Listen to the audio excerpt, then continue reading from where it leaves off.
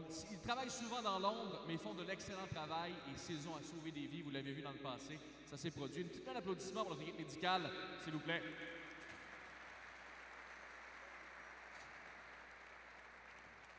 D'ailleurs, Vincent sera des nôtres à 13h20 pour vous parler de la façon d'aborder les blessures en situation sur glace. Alors, bienvenue à cette 13e édition de la Journée des entraîneurs Tim Hortons. Avant de commencer, quelques informations importantes sur le déroulement de la journée. On vous rappelle, le Centre Bell est un établissement non fumeur. Les concessions pour le dîner seront ouvertes à partir de 12h30 dans les sections 117, 118, où le déjeuner était servi ce matin. On vous invite à respecter les démonstrateurs et conférenciers. Mettez vos téléphones sur vibration, s'il vous plaît. On me dit de fermer vos téléavertisseurs. Est-ce qu'il y a vraiment des gens qui ont encore ça, des téléavertisseurs? C'est le même script depuis 13 ans. Vous pouvez visiter les kiosques d'Hockey Québec, Hockey Canada, situés tout juste en haut ici, section 117, 118. À la fin de la journée, vers 15h, on a des cadeaux à faire tirer, des cadeaux intéressants, des nouveautés et bien entendu des billets pour un match des Canadiens. Good morning, welcome to the 13th edition of Tim Hortons Coaching Day. A few points to discuss before we start. We remind you that the Bell Center is a non-smoking establishment. Our concession stand will open at 12:30 for lunch. Please respect the speakers by putting your cell phones on vibration. Visit our kiosks, Hockey Quebec, Hockey Canada are upstairs in sections 117, 118. And we will have a draw for a lot of gifts at the end of the day at 3:10. Nouveauté cette année, vous savez, on n'a pas de manuel papier. Alors, le Wi-Fi Centre Bell public est disponible si vous voulez aller chercher le manuel. Il est ouvert, il n'y a pas de mot de passe. Alors, connectez-vous, allez télécharger votre manuel. You don't have a paper book this year. So connect to our Wi-Fi. Centre Bell Public is currently open. It doesn't have a password, so go download the material, and we will have the pleasure to work with you on that tool throughout the day. Pour commencer, premier exercice à 9h. Et pour nous guider, on a le privilège d'avoir avec nous du Comité provincial des entraîneurs de Hockey Québec, Jean-François Mouton, qui est sur la glace. Jean-François Mouton from Hockey Quebec's Provincial Coaching Committee is taking part on our on-ice drills. Notre premier segment sera un entraînement de gardien dirigé par l'entraîneur des gardiens de but des Cataractes de Shawinigan de la Ligue de hockey junior majeur du Québec, Joël Duguay, et l'entraîneur des gardiens de but des Canadiens de Montréal, Stéphane Waite. Our first segment of the day will be a goalie practice run by Joël Duguay, goalie coach of the Shawinigan Cataracts of the Quebec Major Junior Hockey League, and the goalie coach of the Montreal Canadiens, fellow Sherbrookeois, Stéphane Waite.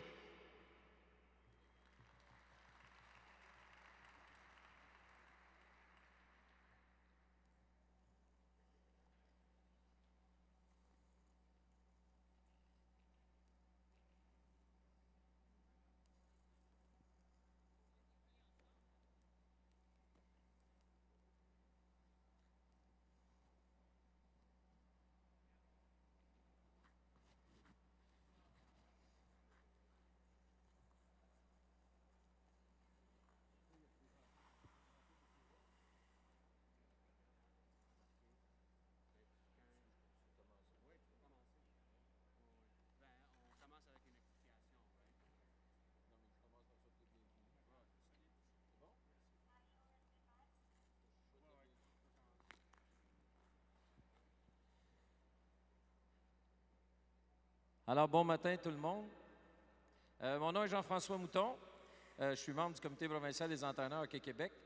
Ça fait ma 13e année que je suis à la Journée des entraîneurs. Juste pour savoir, quels sont ceux que c'est leur première journée ici avec nous? OK. Est-ce qu'il y en a qui ont fait les 13 ans avec moi? Merci, M. Goulet. Merci. Bonne main d'applaudissements pour M. Goulet. Donc, ce matin, je vais faire la relation entre ce qui se passe sur la glace et vous, les entraîneurs. Si jamais on a des petits pépins, ça arrive ce matin et cet après-midi, on est là pour parler hockey. On est là pour partager des conseils. Donc, si jamais il se passe des événements imprévus, c'est pas plus grave que ça. Et les jeunes, ils sont un peu stressés. Des fois, ils font pas toujours le bon jeu, mais on va les accompagner dans cette belle journée-là. Stéphane et Joël Duguay. Joël qui est notre entraîneur invité avec M. White pour les gardiens de but. Joël est entraîneur des gardiens de but des Cataractes de Shawinigan.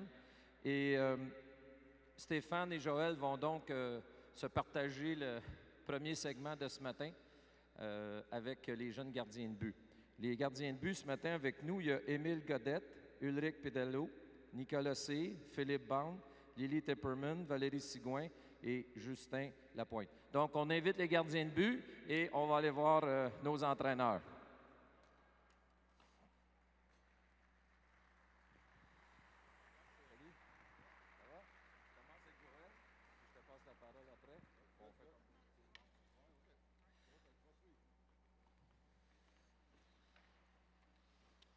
Donc, je vais passer le micro à Joël et ensuite, avec Stéphane, on va continuer le segment.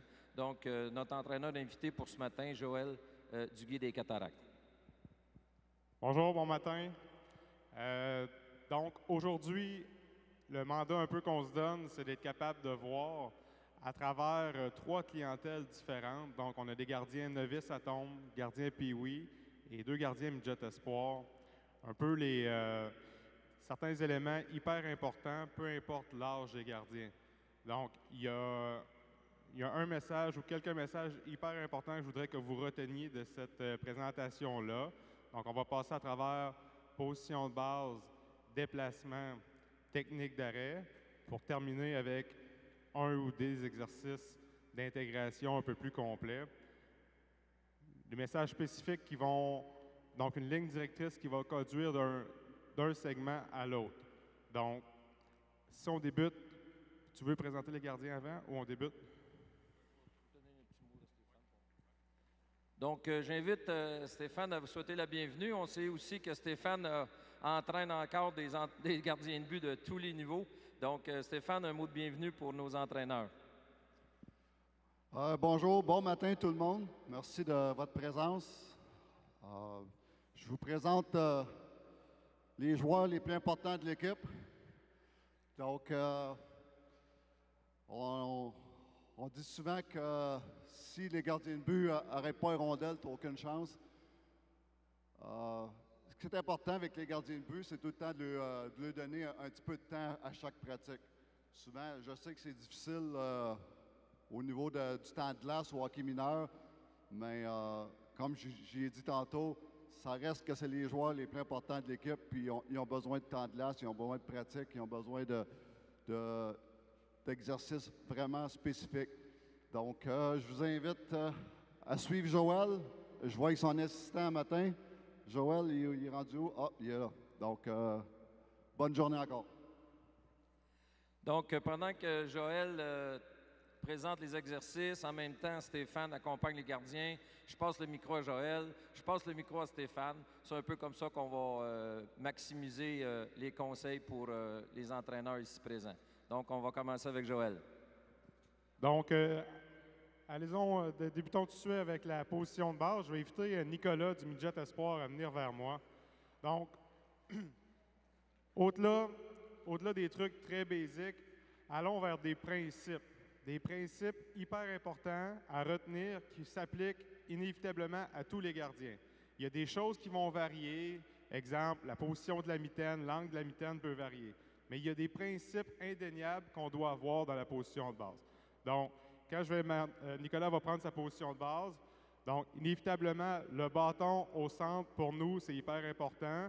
Les mains, donc devant le corps, et les pieds plus larges que les hanches et la largeur des épaules.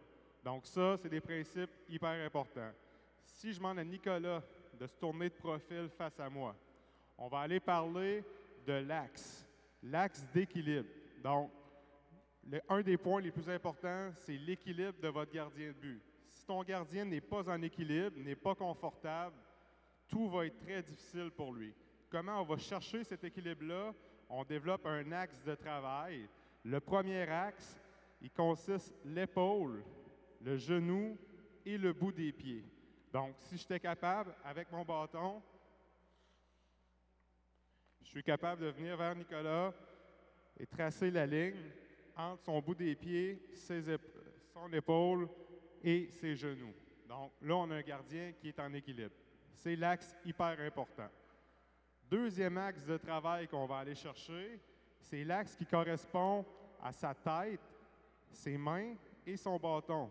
Si mon gardien a la tête très droite, donc dans le même axe que ses épaules, on va avoir un gardien qui automatiquement travaille sur les talons.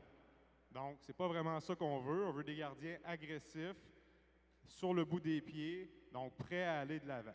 Donc, c'est important que mon gardien amène sa tête vers l'avant. Et là, on voit le poids de Nicolas qui vient de se transférer un peu plus sur le bout de ses pieds. Donc, il est en position agressive.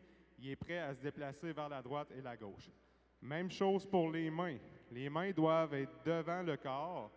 Obligation pour le gardien d'avoir les mains dans son champ de vision. Tu ne peux pas avoir un gardien qui garde les mains derrière lui.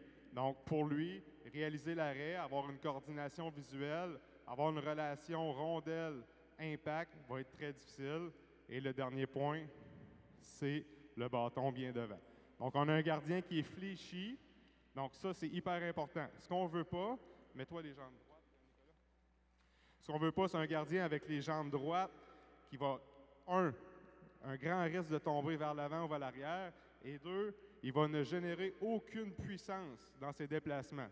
La puissance étant positionnée derrière ici, être capable de transférer son poids. Donc, on veut un gardien fléchi. Donc, équilibre, épaules, genoux, bout de pied. La deuxième axe étant la tête, les mains, le bâton. Pour avoir des gardiens agressifs, on va devoir retrouver ça partout.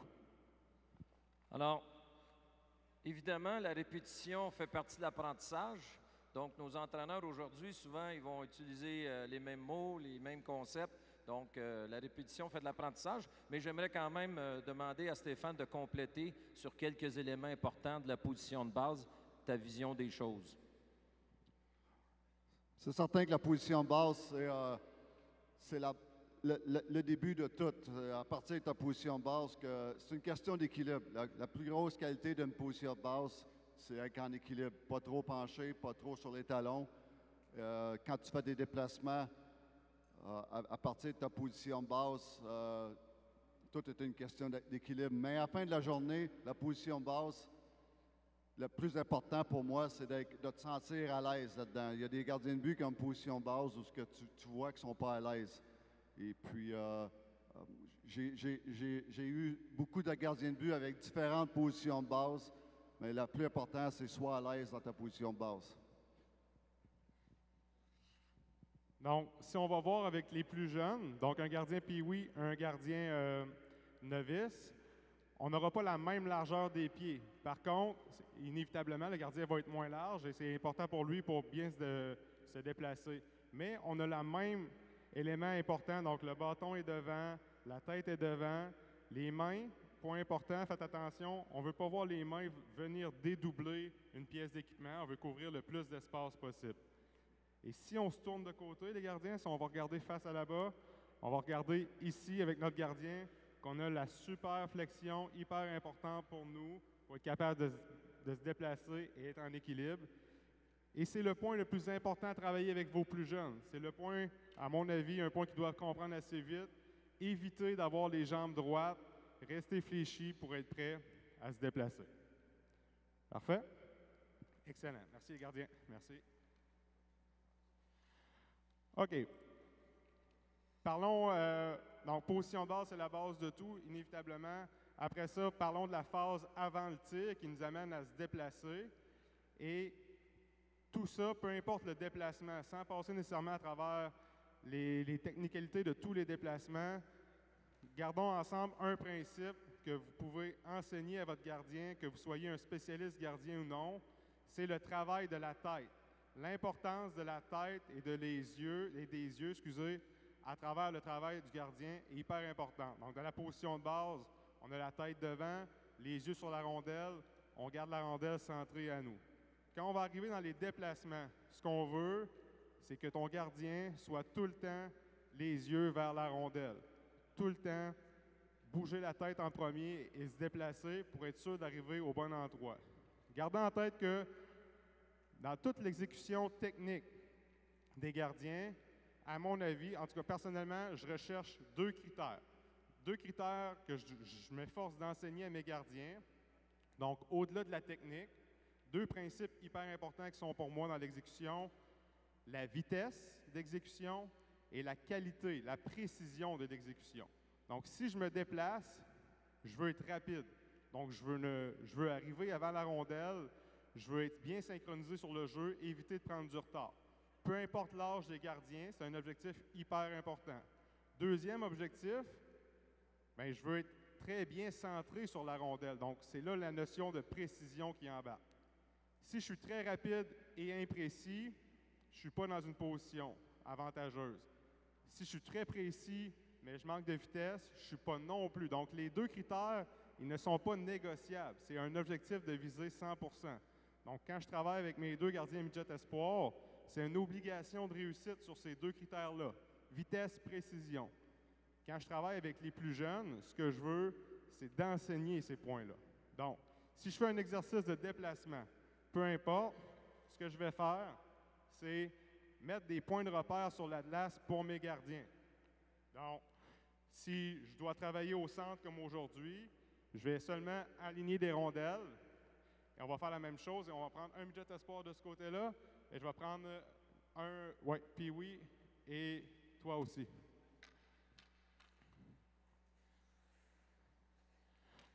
Donc, allons-y très simplement, avec 3 rondelles. Et demandons à nos gardiens de se déplacer en déplacement en T de la rondelle centrale vers la rondelle à gauche, hop, pour se redéplacer complètement à droite pour revenir au centre. Et rendu au centre, refaisons le même chemin dans l'autre direction. Ça va? Donc, 1, 2, 3, je reviens au centre, même chose de l'autre côté. Ça va? Et ma seule demande envers mes gardiens, donc ils vont faire des petits push. Présentement, ma seule préoccupation, c'est de m'assurer que leurs yeux soient bien sur le puck à chaque fois et que le freinage soit précis au bon endroit. Si on y va, hop.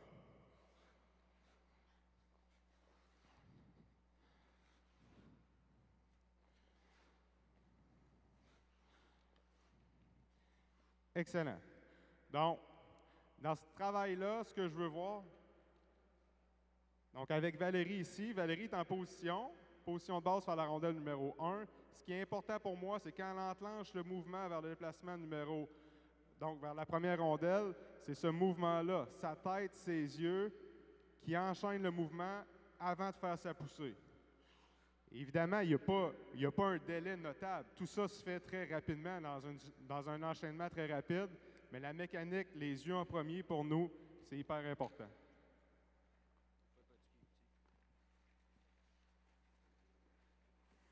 Stéphane, des points que tu remarques souvent lors des déplacements comme ça durant les séances d'entraînement, un ou deux éléments que les entraîneurs pourraient observer quand les jeunes gardiens et gardiennes travaillent leur déplacement dans le filet? Bon, premièrement, pour moi, les déplacements, c'est ce qui est le plus important au niveau du gardien de but. Si tu te déplaces bien, ton positionnement va être bon. Si ton positionnement est bon, donc tu es ce qu'on appelle square up to the shooter. Tu es square et en équilibre. Donc, même avec les gardiens de but de la Ligue nationale, je pars tout le temps mes entraînements avec des déplacements. L'affaire qui est importante des déplacements, c'est de rester bas, garder une bonne position de base. C'est souvent les jeunes à cet âge-là, quand ils se déplacent, mais ils lèvent le corps, donc hors d'équilibre. C'est très important de respecter sa position de base à toutes les fois que tu fais des déplacements. Des bonnes poussées. Il fait très, très bien, le jeune. C'est excellent. Bonne poussée. Reste bas. Son bâton reste à la glace. Excellent.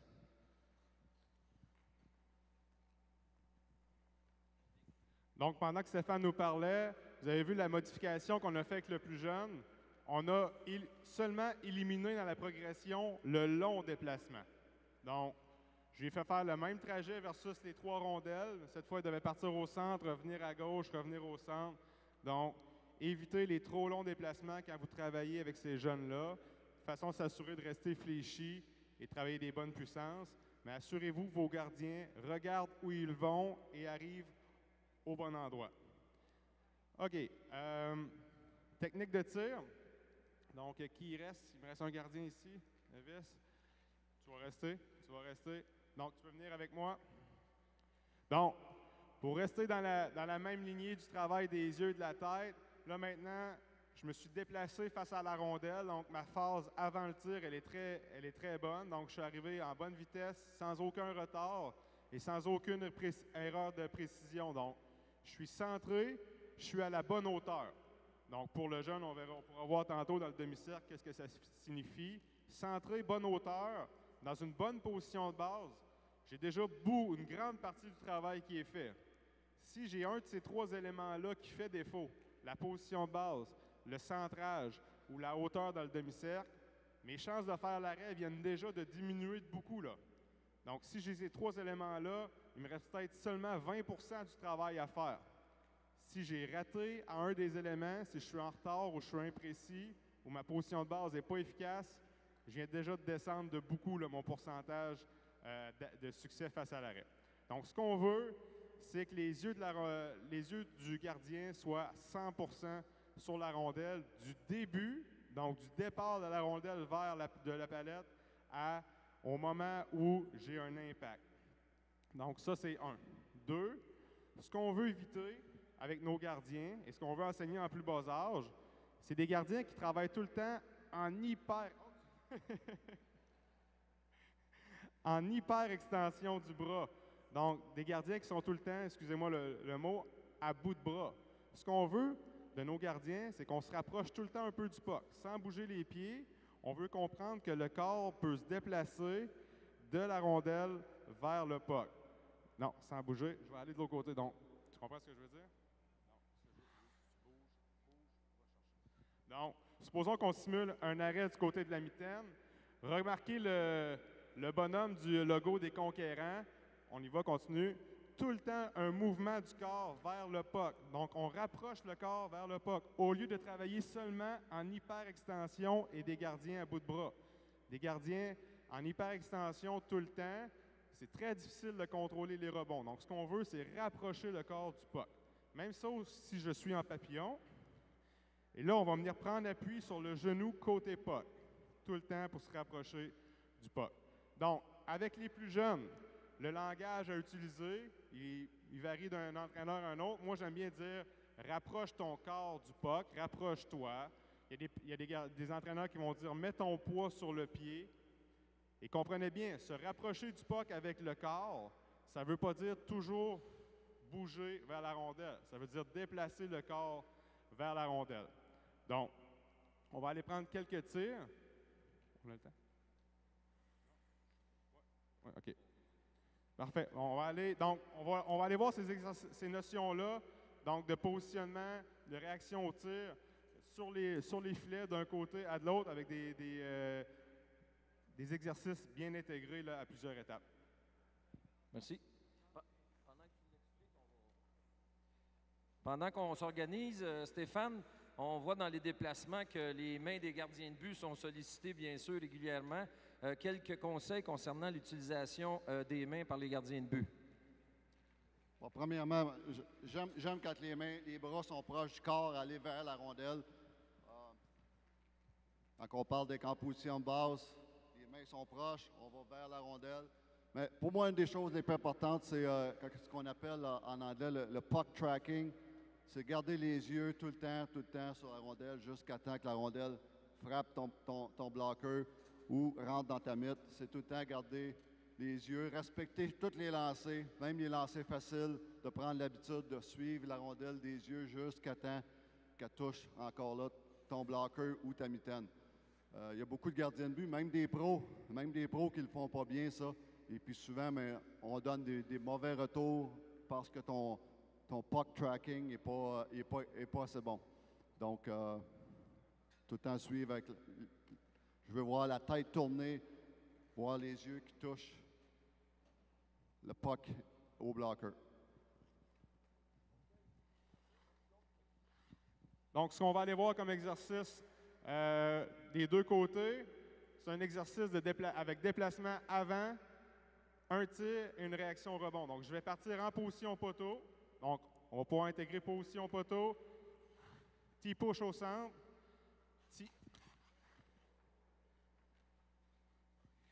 T-push sur le côté, et là, je vais recevoir mon tir. Quand je vais recevoir mon tir, je fais mon arrêt, je dois réagir au rebond. Donc, s'il y a un rebond, je vais me déplacer sur le rebond avant de revenir au poteau. Donc, un exercice qui part au poteau et qui se termine au poteau après le tir. On va aller le faire dans les cages. Donc, 1, 2, 3 de ce côté-là. 1, 2, 3, 4 avec moi.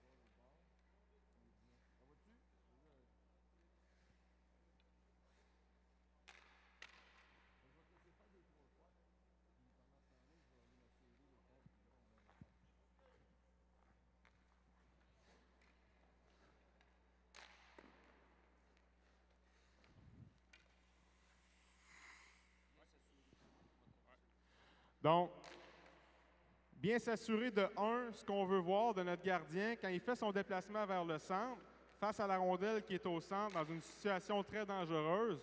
Ce qu'on veut le voir, c'est venir se rapprocher du haut du demi-cercle. Donc, on veut le voir centré sur la rondelle et on veut voir ses talons du patin toucher au haut du demi-cercle de façon à avoir la hauteur appropriée. Plus on est face à un petit gardien, plus on veut le voir ici. Faites attention, les entraîneurs. Amenez pas vos petits gardiens jouer à mi-chemin entre les hash marks dans un jeu dans notre zone. Oui, ils sont petits. Oui, ils couvrent beaucoup d'angles. Mais s'il vous plaît, on essaie de leur montrer la bonne façon de faire. Donc, viens placer tes talons sur le demi-cercle, sois prêt au tir. Même chose quand tu arrives à l'entraîneur, les talons sur la ligne du demi-cercle, prêt au tir.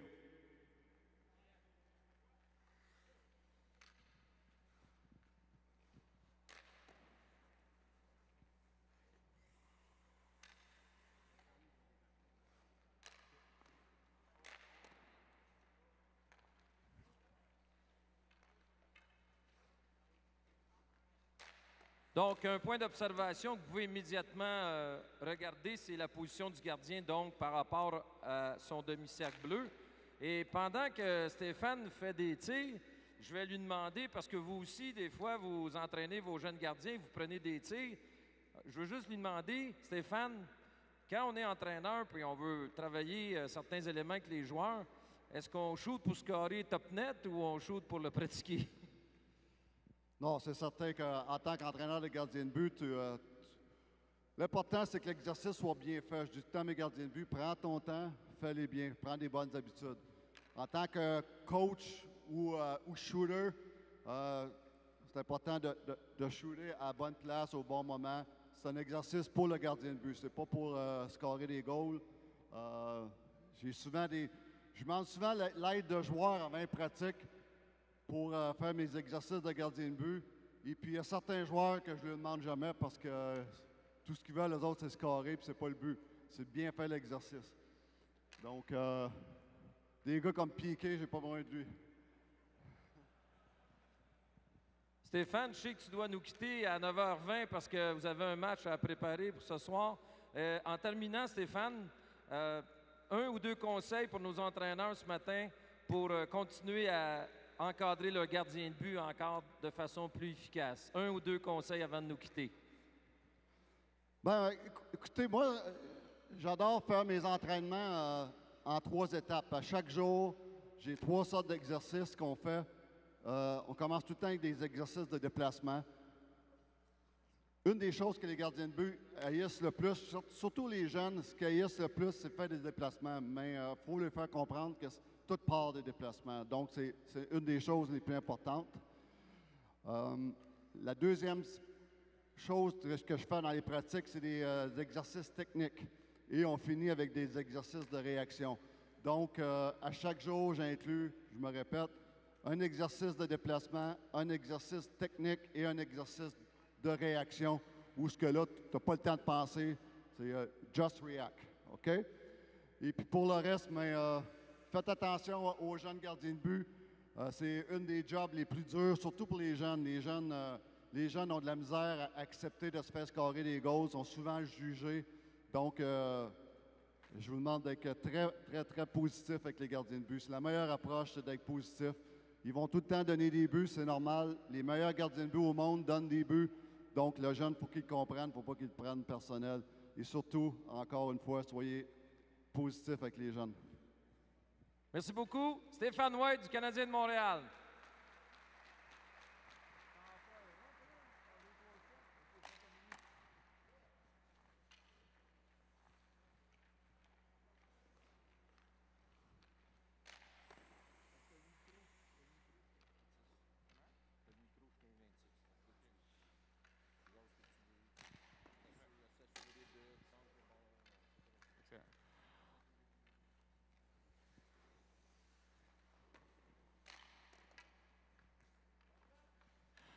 Donc, pendant que les deux exercices continuent à rouler des deux côtés, un rappel de certains points. Là. Pour moi, ce qui est important que vous reteniez ce matin, c'est toute l'importance de la position de base et du travail de la tête à travers tout ça, à travers le travail du gardien.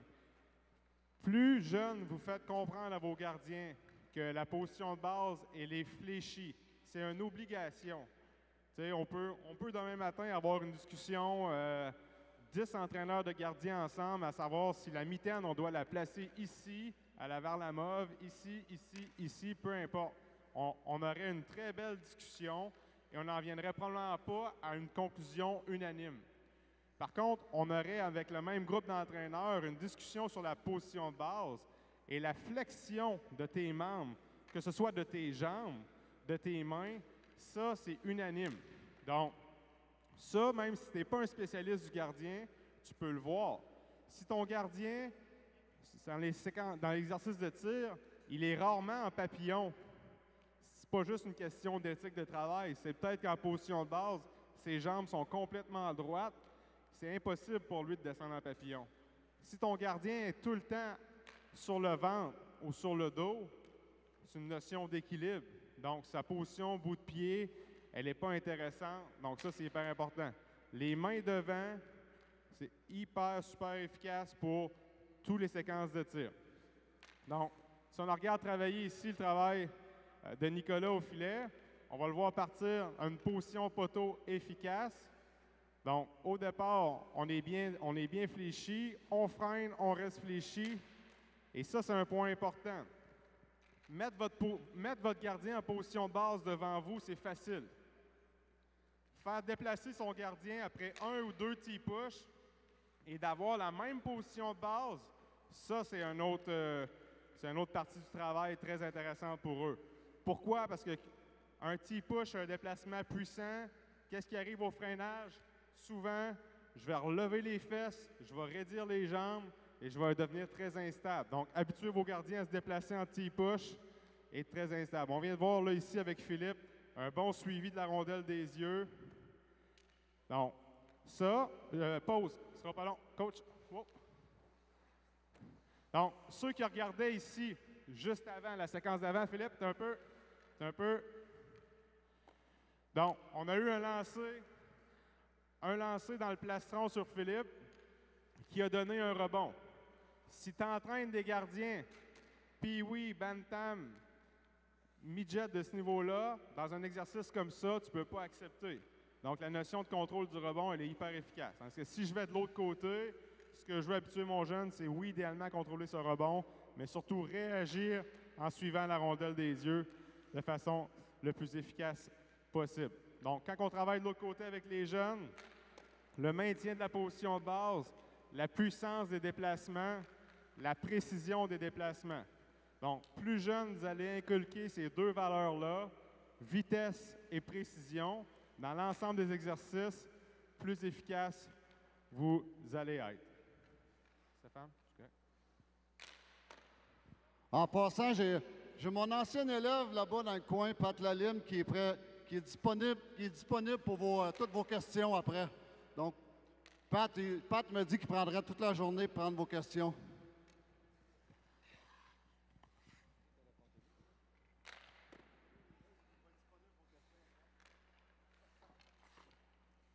Donc, j'invite les gardiens et les gardiennes à venir nous rejoindre, s'il vous plaît. Les gardiens et les gardiennes.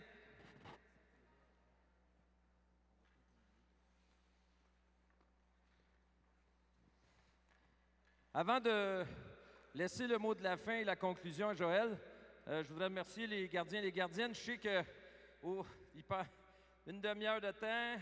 On pensait être plus actif, tout ça. C'était vraiment le concept de démonstration. Donc, on vous remercie de votre patience et de votre collaboration. Au nom des entraîneurs, merci aux gardiens de but.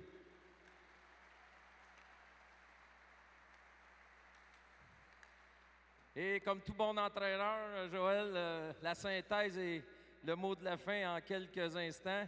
2 ou 3 conseils pour nos entraîneurs concernant l'encadrement des gardiens de but. Bien, 1, obligez votre gardien à travailler avec sa tête de façon efficace. 2, entraîneur, obligez vos gardiens à patiner. Les gardiens doivent être des très bons patineurs. Gardien, patiner. Tu ne peux pas envoyer ton gardien directement dans son filet au début de la pratique. Plus tard, ça lui cause de gros problèmes. Plus jeunes, vos gardiens sont d'habiles patineurs, plus efficaces ils vont être dans les déplacements. Et Stéphane nous a parlé de toute l'importance des déplacements. Donc, on patine, on axe sur la technique, et à la fin, dans les exercices, on axe sur la compétitivité, l'efficacité, trouver un moyen d'arrêter la rondelle. Merci. Donc, merci Joël. Et je passe la parole à Sébastien. Merci Jean-François. Avant de passer au prochain atelier, je vais vous inviter à quelque chose d'assez particulier.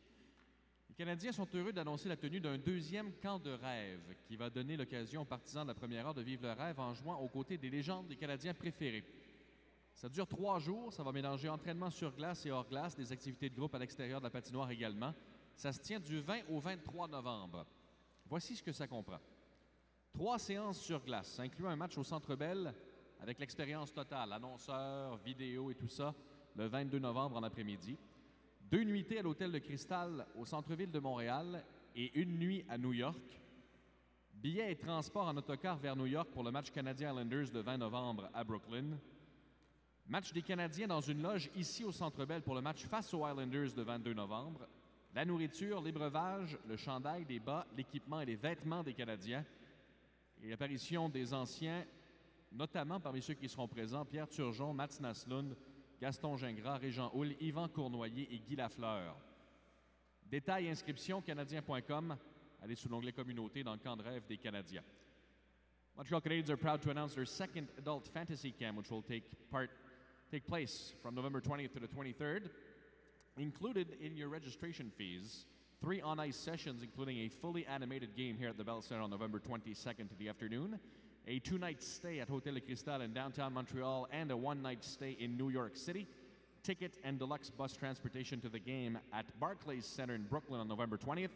A game at the Bell Center in luxury suite here to watch the Habs battle the Islanders on November 22nd. Food, drinks, hockey jerseys, socks, equipment, and Canadiens apparel. And appearances from Canadiens alumni Pierre Turgeon, Mats Naslund, Gaston Gingras, Régent Houle, Yvan Cournoyer, and Guy Lafleur, and many others. To register, Canadiens.com, go to the Community tab under Canadiens Fantasy Camp. Notre prochain segment va porter sur la base même du hockey, la sortie de zone. Ils seront dirigés par Sylvain Bruyère et Jean-François Leblond, entraîneurs des conquérants des Basses-Laurentides Midget Espoir, en compagnie de leur équipe. Et la participation des entraîneurs adjoints des Canadiens, Clément Jourdouin, Dan Lacroix et Jean-Jacques Daigneault. Our next segment will cover breakouts. Please welcome the Basses-Laurentides conquérants, along with Montreal Canadiens assistant coaches Clément Jourdouin, Dan Lacroix, and Jean-Jacques Daigneault.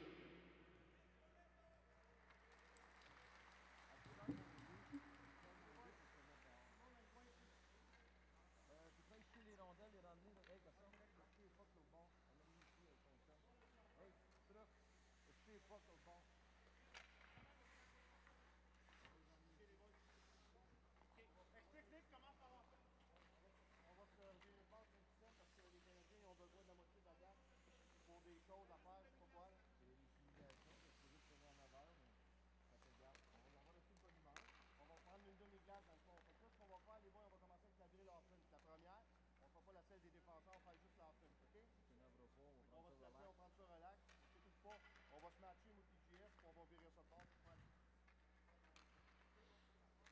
Donc,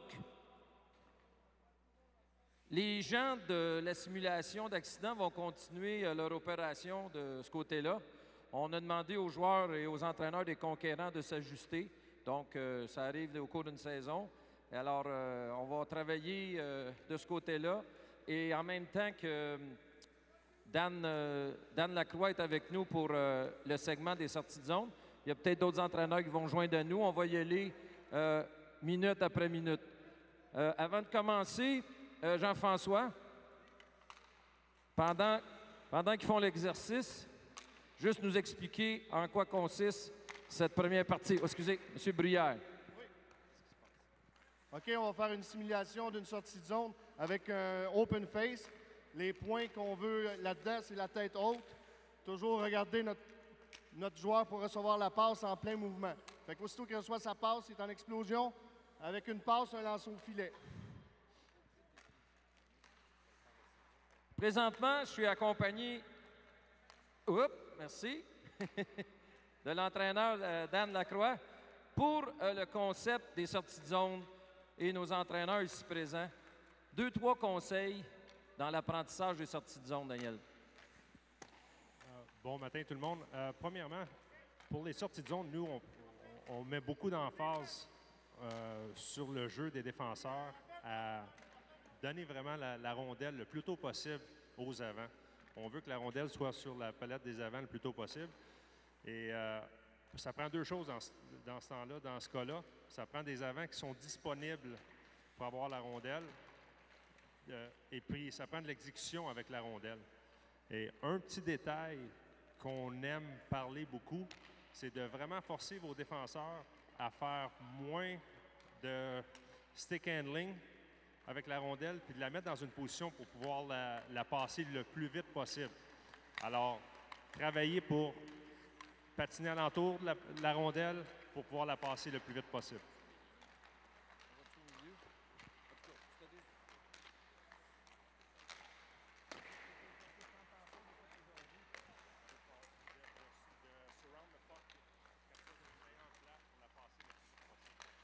Présentement, c'est un exercice qui est axé surtout sur quoi? Là, en ce moment, c'est un exercice pour nos défenseurs. Les défenseurs, dans le fond, ils vont chercher le rondelle, font toujours un pivot à l'arrière, et ils vont chercher une rondelle, la ramènent au joueur avant, retournent en pivot arrière, vont chercher une rondelle, et font une passe au dernier défenseur qui prend un lancer au filet.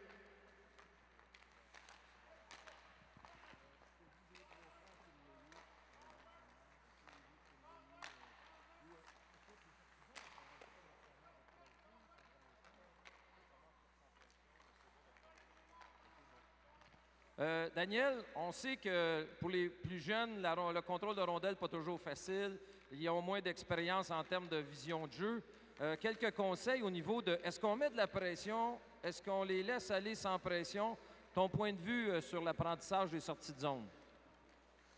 Pour moi, il faut la pratiquer sans pression au départ. Tu sais, la première étape, c'est vraiment d'avoir les rôles définis. Et un coup que les joueurs comprennent c'est quoi le positionnement, ensuite, on peut emmener la pression. Ça prend de la pression. Il faut pratiquer des situations de match. Et puis, dans les situations de match, ça prend évidemment de la pression. Souvent, on va faire des exercices, nous, où on va commencer avec la pression à 1. Ensuite, on va monter pression à 2 et pression à 3, plus comme dans une situation de match.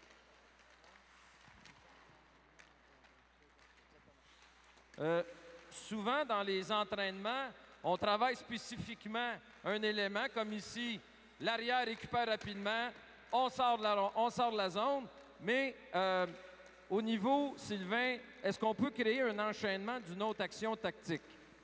Ouais, exactement. Un coup que la sortie de zone est établie, tu peux faire un retour pour finir en 1 contre 1 pour que tes défenseurs puissent pratiquer leur gap qu'on appelle en mots proprement dit au hockey. Et puis, justement, finir au filet avec un lancer pour que tes joueurs d'avant aillent terminer au filet en freinant devant le gardien de but.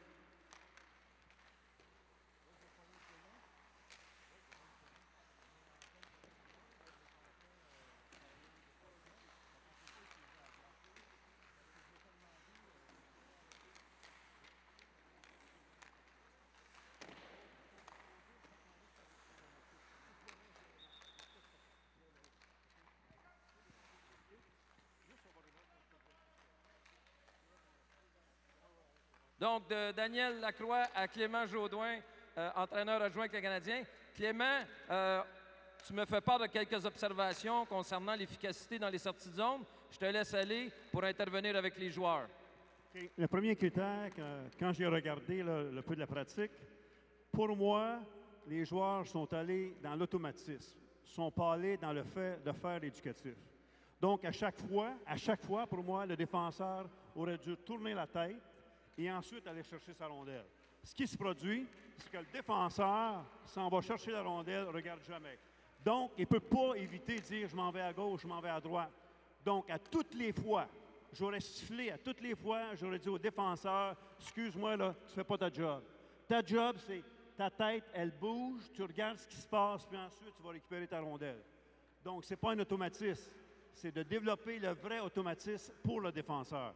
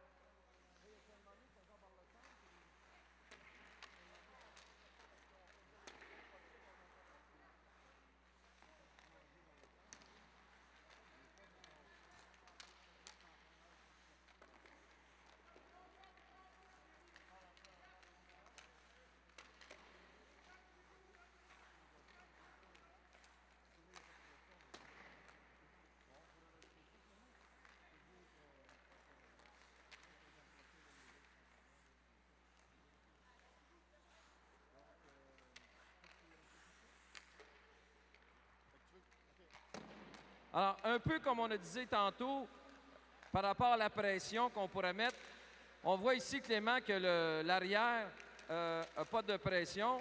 On pourrait rajouter un élément ou deux là-dessus. Okay. Je demanderais une minute. Je demanderais de reculer au top des cercles, s'il vous plaît. Reculer au top des cercles. Reculer au top des cercles. Reculer au top des cercles. Reculer au top des cercles. Dans la même progression, j'enverrai un défenseur avec deux avants. Et moi, comme entraîneur, je mettrai juste une légère pression, juste pour regarder si le défenseur tourne vraiment la tête. On va y aller, premièrement, d'une façon très, très lente. Je veux un défenseur. Je veux deux joueurs d'avant. Un au centre et un à l'aile. D'accord? Un au centre et un à l'aile. Un au centre et un à l'aile. Et moi, c'est moi qui mets la pression. D'accord? C'est moi qui mets la pression. On enlève on recule les rondelles. Et le premier principe, peu importe, c'est d'aider son partenaire. OK? C'est d'aider son partenaire. Et le premier critère, comme défenseur, ta tête, elle bouge tout le temps. Quand elle bouge tout le temps, tu préviens, tu élimines beaucoup d'erreurs. C'est la première des choses. Vous avez beau avoir le plus beau système au monde, si la première des critères n'est pas observée, vous êtes en trouble. Donc, c'est toi le défenseur, OK? C'est OK, va chercher ta rondelle. Va chercher ta rondelle. OK? Donc, OK. De quel côté tu aurais sorti? Tu aurais sorti de ce côté-là avec le joueur d'avant qui vient t'aider. D'accord? On y va, on reprend. On reprend. Plus proche. Plus proche. OK. Go. Hop. Regarde, regarde, regarde. Good. Good. Good. On y va une fois de chaque côté. On y va une fois de chaque côté, d'accord? Ce côté ici avant, ensuite l'autre côté. D'accord, allez-y. Non, avec deux joueurs d'avant. Et toi, tu mets légère pression. Je veux que l'entraîneur mette légère pression. OK, go, ce côté-ci. Hop, hop, ce côté-ci. Défenseur, défenseur, défenseur.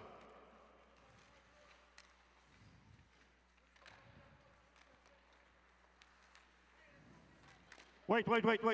c'est moi qui vais le dire. Un défenseur. Go, hop!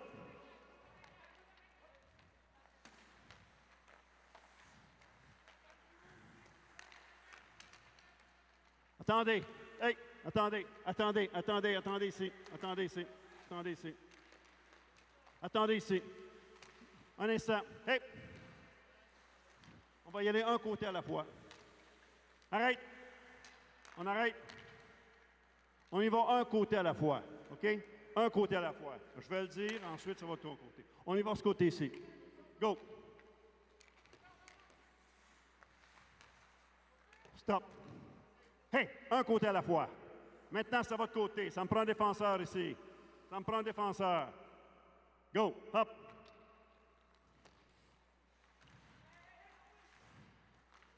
Non. OK. Écoutez, c'est pas parfait. C'est pas parfait. On a un allié.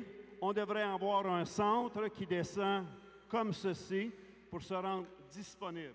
Non descendre à la ligne droite. On dit toujours dans notre langage, quand on y va avec deux joueurs, on a un allié disponible et on a un centre qui s'en vient low and slow, et qui est disponible à recevoir cette rondelle-là. Je vais vous regarder un côté à la fois. Eux qui partent, ensuite c'est vous autres. Attends. Ouais. Vas-y. On recommence. Ici. Let's go. Hop. Large. Good. Excellent. Good. On va de ce côté ici. Good. Excellent. Simple. Donc, l'ailier revient à l'intérieur.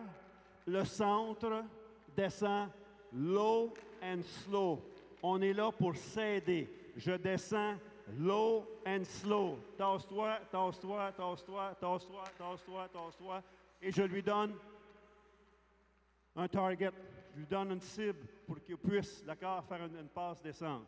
OK? À ton tour. Vas-y. Hop. Good. Ici. Hop. Good. Excellent. Excellent.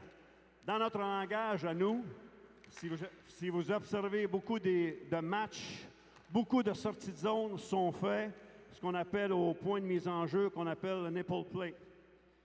C'est simple. Regardez beaucoup de matchs, beaucoup de sorties de zone sont faits, pas nécessairement sur le bord des bandes, mais toujours son joueur qui vient l'aider et la sortie de zone se fait ici, ce qu'on appelle une zone grise. Très simple à comprendre, d'accord? Quand vous y allez avec un défenseur, deux avant, c'est le principe de s'aider. Le défenseur a toujours sa tête qui bouge tout le temps. Impossible d'avoir un défenseur qui a la tête dans le ciment. Et ensuite, le joueur de centre, eux, doit se rendre disponible. Il est plus large, c'est plus facile pour le défenseur de faire sa passe. Quand c'est trop proche, OK, on va l'éliminer, on ne l'utilisera pas du tout. On y retourne une autre fois. Vous autres. Parfait. Ici. OK, go, hop, go. Ici, hop. Good. Excellent. On reprend l'autre côté. On y va. Hop.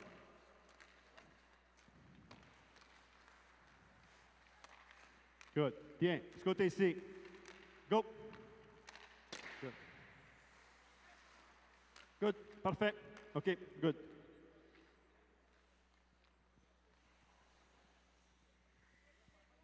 On a la chance d'avoir les trois entraîneurs adjoints. Donc maintenant, avec Jean-Jacques, je vais l'inviter à vous présenter un exercice où on va voir 5 joueurs en mouvement et on va demander aux autres joueurs de se tenir à la ligne rouge. Fait que Jean-Jacques, pendant que je vais chercher les joueurs, expliquer ton exercice puis les points importants. Bonjour tout le monde, hi everybody. J'espère que tout le monde va bien.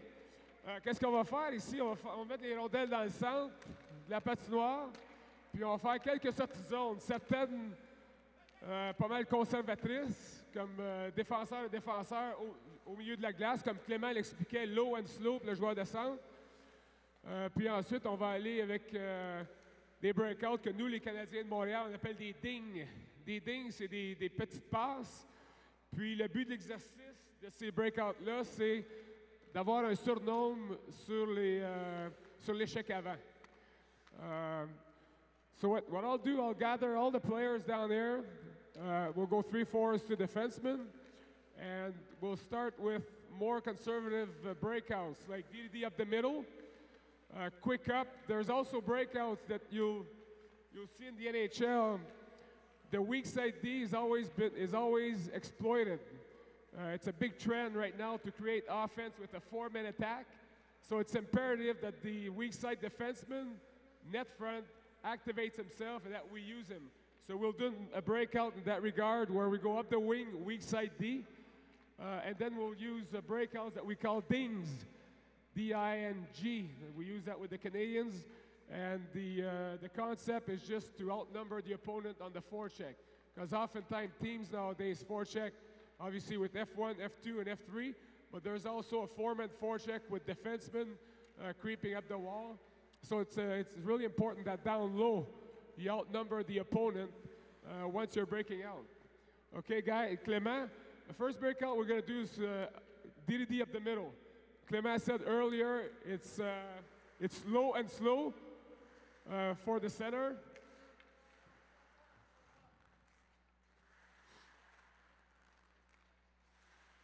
Okay, and we're going to do it twice. That's it. It's going to be DDD up the middle, first breakout. Clément, we're going to do it twice. That's it. So we'll throw 2 pucks. We'll throw a puck to the left defenseman. It's going to be a DDD behind the net, up to a low center. Very conservative breakout, but very efficient. Once you guys are done with the first breakout, exchange with us. We'll put a puck in the right defenseman's corner. Okay, so let's go, guys. Let's go.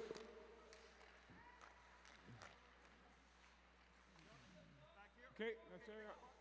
No, okay, other corner. Twice, we're going twice, same line. Twice, same line. That's it, low and slow. Next line.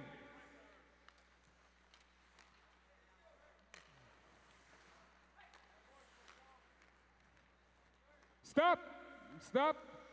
Okay, we've done 2 breakouts so far, and we have 2 passes in the skates. Okay, so those are usually turnovers, and the puck is going to end up in your net. On a fait 3 breakouts jusqu'à présent, puis il y a 2 passes d'un patin.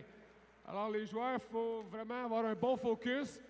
Le joueur de centre, il faut qu'il présente sa palette, qu'il ait un bon target. Puis, le défenseur, il faut qu'il fasse une passe précise. You have to make an accurate pass, tape to tape, because anything in the skate is going to end up in your net at our level anyway. Okay, another line. Let's go. DDD up the middle. Let's go, guys.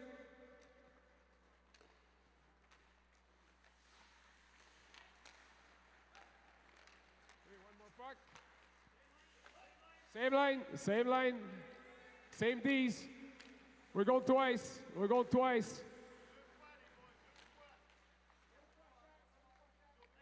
Next line.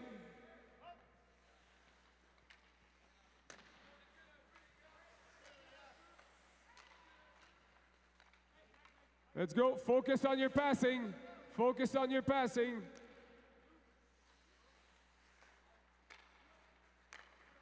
Good job.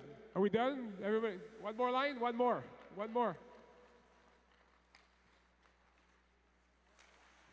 OK, ça marche. Clément, on va faire le ding.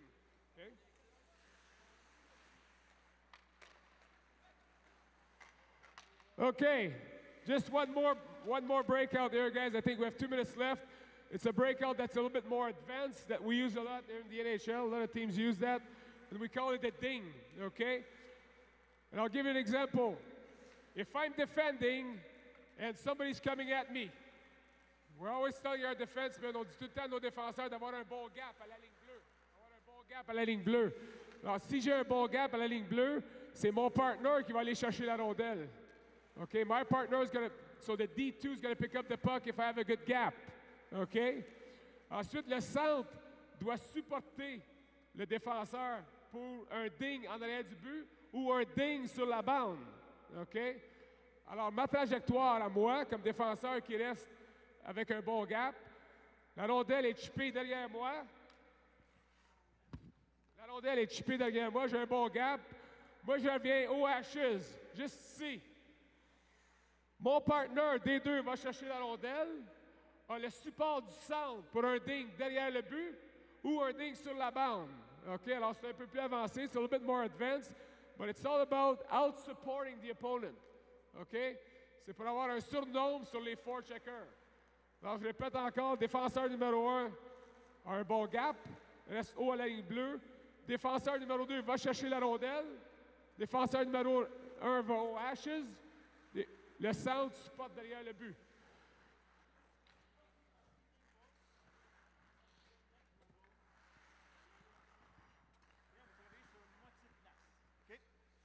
Alors, on fait ça sur un moitié de glace. J'aimerais avoir deux défenseurs puis un avant. Deux défenseurs. En sortie de zone, tantôt, nous avons travaillé sur toute la surface. Cette fois-ci, on travaille sur une moitié de zone.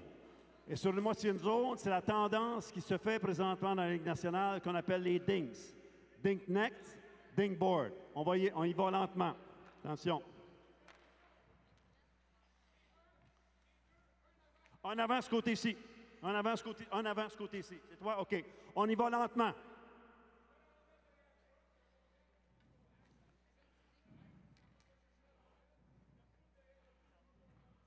OK. On y va. Go. OK, stop. On aurait voulu voir notre allié venir aider notre défenseur le plus près possible. Prêt. Pas de l'autre côté. On travaille sur une moitié de glace. OK? Recommence.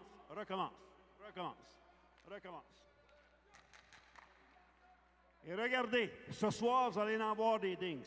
Donc, portez attention. Ce qu'on appelle travailler sur une moitié de glace. Go! Patine! Non, hey! Sors de l'autre côté. On recommence. Faut que tu sortes de l'autre côté. OK, vas-y. Hop! Va-t'en derrière. Non. Venez ici. On réexplique. Et tous les joueurs d'avant, venez ici. Venez ici.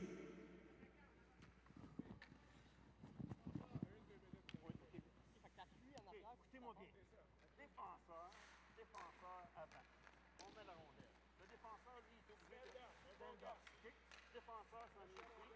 Puis l'avant s'en vient l'aider. C'est pareil comme si c'était un défenseur, mais c'est un avant. Toi, tu prends une mise en échec. Tu poses la rondelle derrière le but. On a une sortie facile de zone. C'est juste les trois contre leurs deux. OK. D'accord? Donc, il y a juste un avant, deux défenseurs. OK? Un avant, deux défenseurs. OK? Parfait, on y va. Go! La sortie de zone, elle ressort de l'autre bord. C'est ça. On ne vient pas le passer.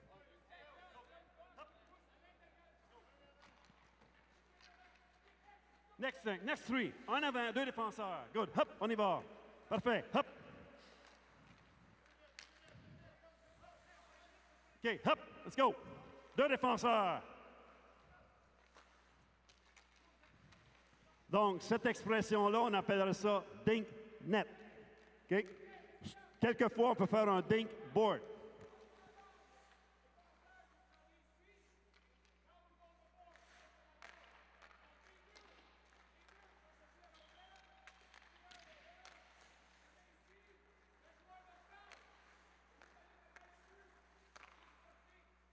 Est-ce que c'est clair? Parce qu'on utilise la bande. Et là, c'est Dick Board. Ça, c'est dink board. C'est en plein ça. Vous apprenez vite. Bon, good.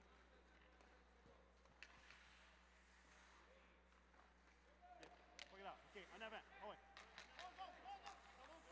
Hop.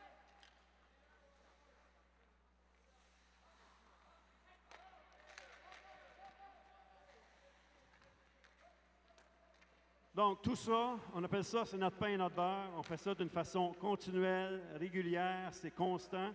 Ce qu'on appelle nos dink net, nos dink board. Au lieu de travailler sur une surface complète, on travaille sur une demi-zone. Et la demi-zone, elle est employée. Et ensuite, le travail de chacun est vraiment bien identifié. Après ça, apprenez on ne fait pas affaire des muets. Les joueurs doivent parler énormément sur la glace, doivent parler. Il doit s'établir une communication, pas seulement, je veux dire, en chum, mais la communication qu'on doit toujours entendre parler. Si tu n'entends pas parler, il y a quelque chose de pas normal. Et ensuite, souvenez-vous d'une chose, un défenseur a toujours une tête qui bouge à 360, même si ça bouge à 180. Et le peu qu'on a pu vous donner ce matin, en espérant que ça va vous servir. Une sortie de zone se fait sur une largeur de glace ou une sortie de zone se fait sur un milieu de glace.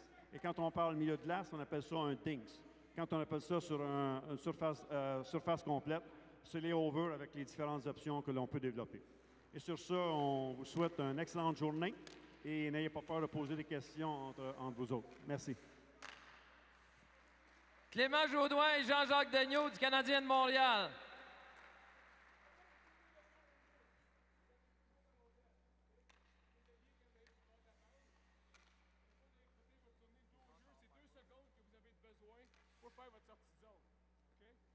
Jean-Jacques, le mot de la fin, une petite conclusion pour un petit conseil pour les sorties de zone.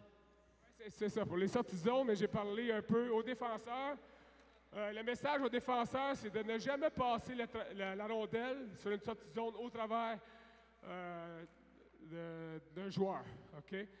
D'un forechecker. So, the message for a defenseman, never pass the puck through an opponent. Alors, j'avais mis un gars ici qui était un forechecker. Souvent, des défenseurs qui vont essayer de passer entre les patins, entre les gants. On essaie d'utiliser les bandes le plus possible. Le message pour les joueurs d'avant, c'est de tout le temps faire face à la rondelle. Alors, des fois, la fraction de seconde, si moi je m'en viens pour une sortie de zone, ici, la fraction de seconde que je me retourne le dos, c'est peut-être la passe que je vais manquer. Au lieu d'arriver ici, ma sortie de zone, m'ouvrir, puis ensuite faire ma sortie de zone. Alors, toujours faire face au jeu, même dans la zone neutre, pas seulement sur les sorties de zone. Bien. Merci encore, Jean-Jacques.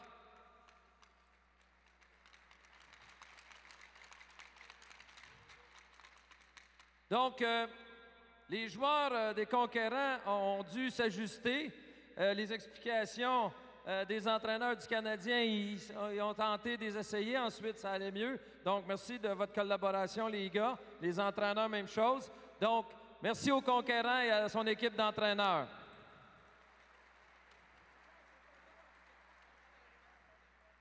Monsieur Goulet. Merci Jean-François. Avant notre prochain atelier, on vous rappelle que les cliniques des Canadiens de la saison 2015-2016 vont se tenir ici même au Centre Bell. Elles sont ouvertes au niveau novice, atome, pee-wee et bantam. Elles sont basées sur des principes, bien sûr, du programme de respect, d'apprentissage et de plaisir du hockey. Se déroule dans une atmosphère conviviale. Ça inclut 1h20 sur la glace du Centre Bell, des chandails de hockey, des séances hors glace, cadeaux souvenirs et une visite du Centre Bell. La prochaine clinique aura lieu le 8 novembre 2015 entre 8h et midi. Et elle sera réservée aux filles seulement. Plus de détails, canadien.com, dans l'onglet Communauté hockey mineur clinique. The 2015-16 Canadian Skills Clinics are held here at the Bell Center and are open to boys and girls from the novice to bantam levels. Clinic includes an 80-minute on-ice session at the Bell Center ice, hockey jersey, off-ice activities, a souvenir gift, and a Bell Center tour. Our next clinic will be held on Sunday, November 8th in the morning, and it will be open for girls only. For registration, Canadians.com, Community tab, Youth Hockey Development Skills Clinic.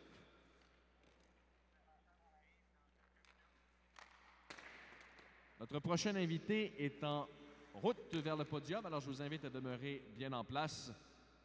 Il s'agit de l'entraîneur-chef des Canadiens, Michel Therrien, qui va se joindre à nous avant la séance d'entraînement qui est prévue à 10h30. Et on a sorti un peu les joueurs de leurs habitudes. Habituellement, vous le savez, les Canadiens s'entraînent au complexe sportif Bell de Brossard, mais pour cette journée des entraîneurs, tout particulièrement, ils ont accepté de s'entraîner ici au Centre Bell. Journée de match, il y aura une séance d'entraînement également des Red Wings de Détroit par la suite. Alors, il est arrivé. Je vous invite à l'accueillir bien chaleureusement. Entraîneur-chef des Canadiens, please welcome Montreal Canadiens head coach Michel Therrien.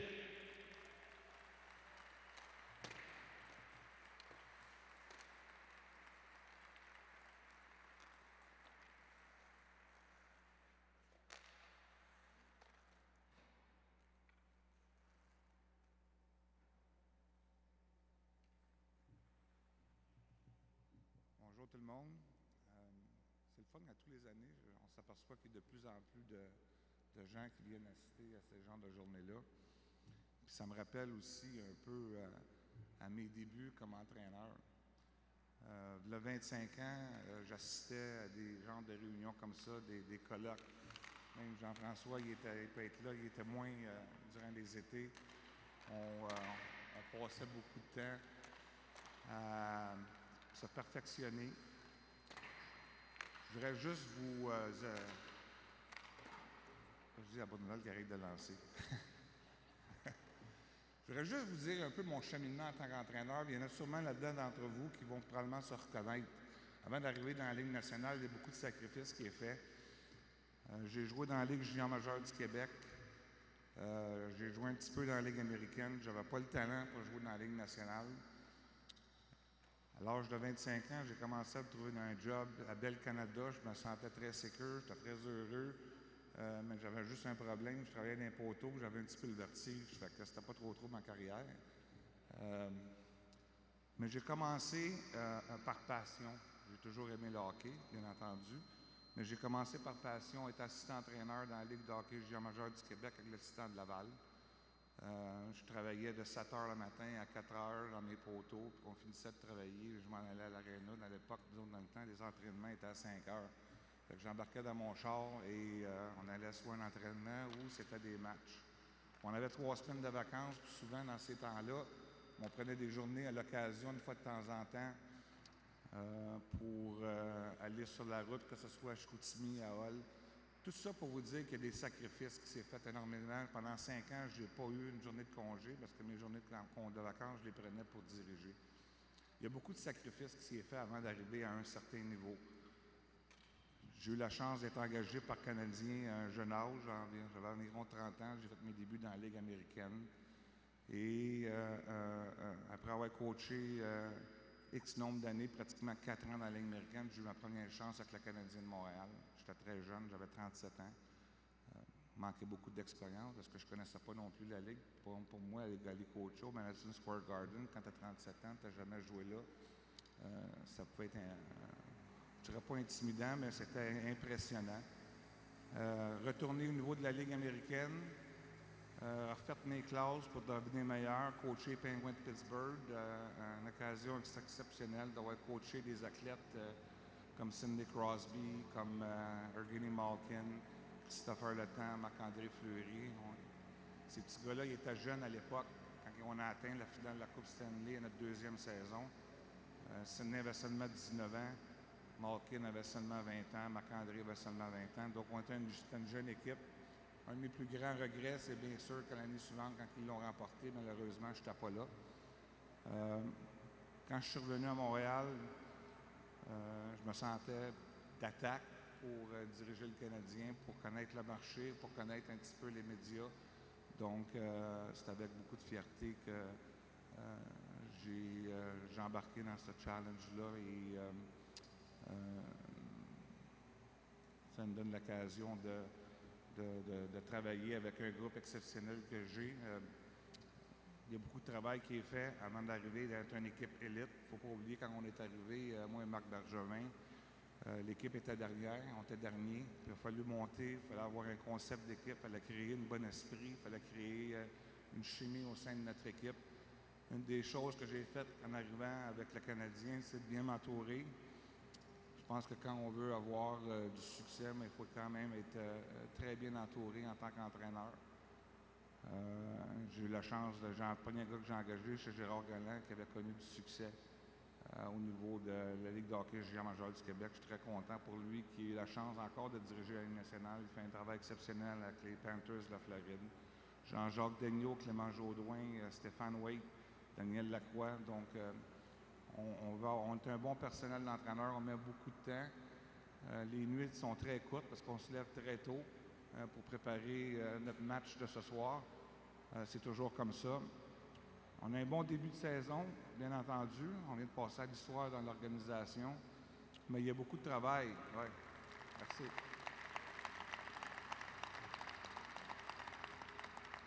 Mais dites-vous une chose, il y a beaucoup de travail qui est fait avant d'entamer une saison. Il y a beaucoup de travail qui est fait avant le camp d'entraînement aussi. Chaque minute est comptée. On a des segments dans les entraînements, tout est planifié pour s'assurer d'être le plus près possible quand la saison commence. C'est sûr que quand tu es rendu à ta quatrième saison cette année, mais on peut toujours avancer, amener des nouvelles choses. Je pense que c'est important pour les joueurs de ne pas avoir toujours la même recette, essayer toujours d'amener des nouvelles choses, attirer aussi leur attention. Donc, pour nous, c'est important de garder les joueurs allumés et c'est ça qu'on est en mesure de faire. Je pense que les joueurs répondent très bien à l'appel, même si on est conscient qu'on a encore beaucoup de choses à travailler. Notre record de 5-0 est quand même très satisfaisant, mais nous, à l'intérieur, on est très conscients qu'on a encore beaucoup de choses à travailler. Être un entraîneur, c'est un peu comme être un professeur à l'école. Tu ne donnes pas toute ta matière dans la première, dans la deuxième semaine. Donc, il y a de la planification, il y a de l'enseignement. Puis tout au long de la saison, mais pour nous, en tout cas, on veut s'assurer que les joueurs continuent à apprendre, leur amener des nouvelles choses. Être entraîneur au hockey mineur, vous avez un rôle vraiment important à mes yeux. Les jeunes que vous avez sous la main, bien entendu, la première chose, numéro un, il faut qu'ils s'amusent, que ce soit n'importe quel niveau. Il faut qu'ils viennent à l'aréna, il faut qu'ils soient excités, il faut qu'ils soient motivés, il faut qu'ils comprennent faire partie d'un concept d'équipe. Je vous dis ces choses-là, c'est au niveau mineur, mais il n'y a rien qui est différent au niveau professionnel. C'est le même message. Nos joueurs se doivent de venir à l'aréna avec une belle attitude. Souvent, je vais dire aux joueurs, vous pouvez aussi l'appliquer. Un joueur peut jouer avec une blessure à une épaule, peut jouer avec une blessure à un pied, mais c'est impossible de jouer avec une mauvaise attitude. Donc, l'importance d'avoir une bonne attitude est primordiale pour avoir du succès, pour t'amuser. Si un petit gars qui arrive avec une mauvaise attitude pense que vous avez des responsabilités d'essayer de l'aider vis-à-vis de son attitude, vous avez un rôle vraiment important vis-à-vis de l'attitude des joueurs. Vous devez avoir une excellente attitude. Les jeunes pratiquent un sport qui est, en ce qui me concerne, le plus beau, le plus passionnant. Mais une chose est certaine, je pense que les entraîneurs ont là quand même un rôle vraiment important à faire aussi.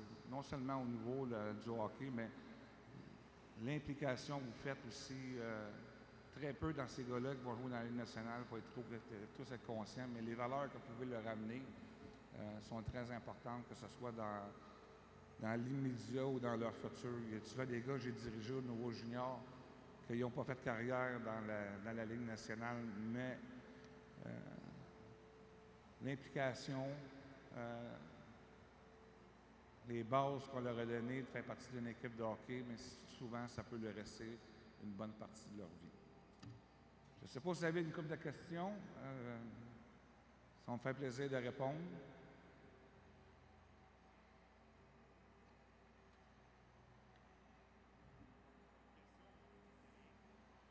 On voit un micro? Ici. Tout d'abord, félicitations pour le beau début de saison. Vous y avez assurément, avec votre équipe là, de coaching, un gros apport. Ma question est simple. C'est quoi votre plus gros défi que vous avez eu comme coach dans votre carrière? Oui, à toutes les saisons, c'est un gros défi. Le défi est différent. Au niveau junior, le défi, on a toujours des bonnes équipes. On voulait toujours performer, on voulait avoir une attitude de gagnant, puis on impliquait ça aussi. On se pensait comme des gagnants, puis on voulait réagir comme des gagnants. Au niveau du professionnel, le défi n'est pas différent. Le plus gros défi, c'est de faire accepter les rôles de chaque joueur. Le plus gros défi, c'est que les joueurs aient une bonne attitude. Le plus gros défi, c'est de créer une chimie. Quand tu as ça, mais ça, c'est 50 de la game. La structure, ça en a un autre 50 Tu peux avoir une excellente structure, mais si tu n'as pas le côté compétitif, si tu n'as pas la bonne attitude, si tu n'as pas un paquet de facteurs qui vont rentrer en ligne de compte, le succès ne sera pas là. Donc, en tant qu'entraîneur, c'est de s'assurer de tout mettre ça ensemble. Puis mes joueurs, ils viennent à l'aréna qui aient quand même du plaisir. juste en haut. Monsieur, on peut vous demander de vous lever, s'il vous plaît, pour que Michel vous voie comme il faut. La question que je me pose, puis peut-être un conseil pour tous les coachs ici, c'est comment dealer avec les parents, parce qu'on sait que dans l'hockey mineur, là, tout le monde se shake la tête. C'est un problème que tout le monde vit. Avez-vous des conseils un petit peu comment gérer les parents au quotidien? Parce que là, je suis en train de penser aux journalistes pour ça. Comment je lui prends? Non, je pense que c'est un facteur, pas seulement au hockey. Pour avoir vécu aux États-Unis, on peut le retrouver dans différents sports. Il y a des parents aux États-Unis, que ce soit au football, au baseball, nous, on va vivre la même situation. Il y a beaucoup d'argent impliqué. Les parents s'impliquent financièrement, pour que le jeune soit capable à mesure de pratiquer leur sport. Aux États-Unis, ce qui est différent, c'est que les parents investissent dans leurs jeunes dans le but, pas tous d'avoir une carrière au niveau professionnel, mais pour avoir une éducation au niveau du collège. Puis si tu vas aller à l'école, quand tu es rendu au collège aux États-Unis, mais il y a certains collèges à différentes places, ça peut coûter jusqu'à 40-45 000 $ pour une famille pour pouvoir élever un enfant. Donc, c'est toutes des choses qui se ressemblent, parce que c'est souvent le côté financier. Je pense que si vous êtes juste avec tous vos joueurs, le parent n'a pas le choix, je pense, il serait très mal vu de commencer à critiquer. Quand tu es honnête puis tu es juste, puis les joueurs, bien entendu, si travaillent puis performent bien, puis tu regardes le temps de glace, c'est pas mal égal avec tout le monde. Je ne verrai pas pourquoi. Puis s'il y a des solutions, bien, je pense que la communication est très importante. Même nous autres, à notre niveau, mais le temps de glace, on essaie de le partager le plus égal possible pour que les joueurs se sentent bien, pour pas qu'il y ait des gars qui sont plus privilégiés que d'autres.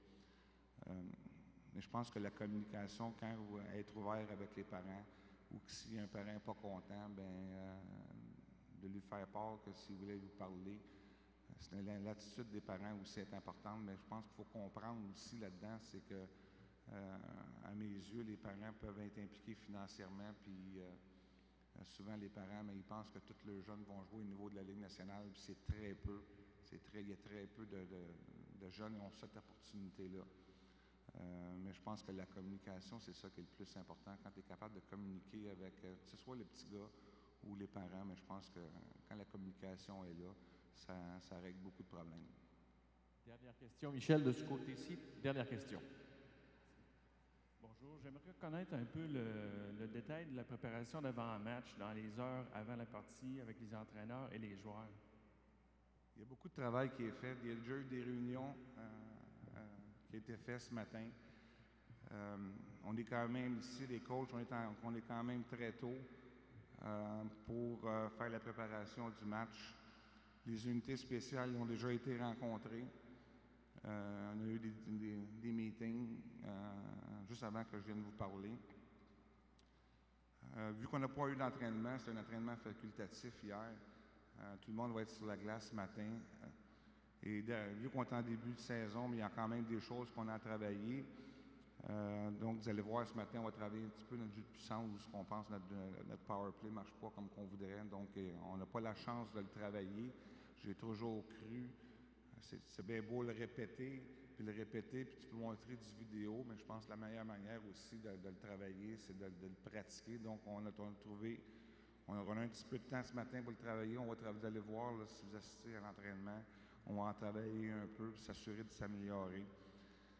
Ça, c'est un peu la journée le matin. L'avant-match, mais c'est Clément Jaudoin qui fait de la présentation. Il va nous faire une présentation vers les 5h à 5h30 des Red Wings de Détroit, à quoi s'attendre, le système de jeu, trouver des solutions pour contrer un peu l'adversaire.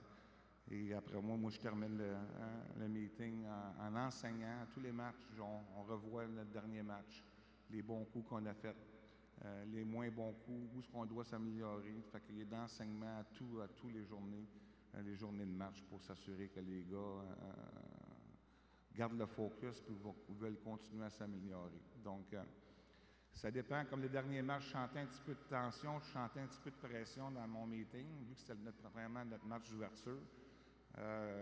On venait de faire un voyage, on avait 4 victoires. Dans mon cas, moi, je ne voulais pas que mes joueurs se pensent trop bons. Puis je ne voulais pas qu'ils se sentent trop nerveux. Fait qu'à la fin, j'ai fini ça un petit peu avec une coupe de Joe pour détendre un petit peu l'atmosphère. Je pense que ça a bien été. Ce soir, je ne ferai pas de joke parce que là, pour eux autres, là, ils se pensent vraiment bons, à mes yeux. Fait que là, il faut que je les remette un petit peu le focus. Donc, c'est de connaître un peu ton feeling de ta chambre. Tu connais un peu aussi tes joueurs. Donc, c'est de s'assurer que le but premier, c'est qu'on connaisse un bon match pour qu'on compétitionne. Merci beaucoup, Michel. On te laisse aller à la séance d'entraînement. Michel Therrien, mesdames et messieurs. Merci beaucoup.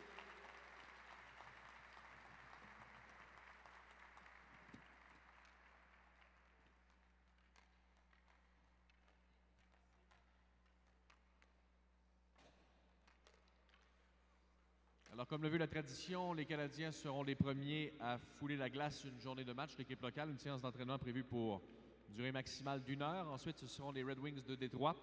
Et je vous tiendrai au courant de l'ouverture de nos concessions alimentaires pour le lunch. Des ateliers proprement dit recommenceront à 13 heures. On vous rappelle que le Centre Bell est un édifice non fumeur. Vous avez les kiosques de Hockey Canada et Hockey Québec qui sont disponibles dans les coursives. On vous rappelle également que notre festival de hockey mineur SO sera de retour cette année, aura lieu les 9 et 10 janvier prochains. Une activité annuelle qui permet à de jeunes hockeyeurs provenant des différentes régions administratives de Hockey Québec de jouer un match amical sur la même glace que leurs idoles de la LNH. Nouveauté cette année, pour avoir une chance additionnelle d'être choisi pour participer au festival, prenez une photo de votre équipe dans un endroit important de votre ville. Soumettez le tout sur la page d'inscription. Les équipes sélectionnées qui auront envoyé leurs photos pourraient gagner une carte cadeau SO d'une valeur de 500 $. Pour vous inscrire, canadien.com, section communauté, hockey mineur, festival de hockey mineur SO. Place à la séance d'entraînement matinale des Canadiens.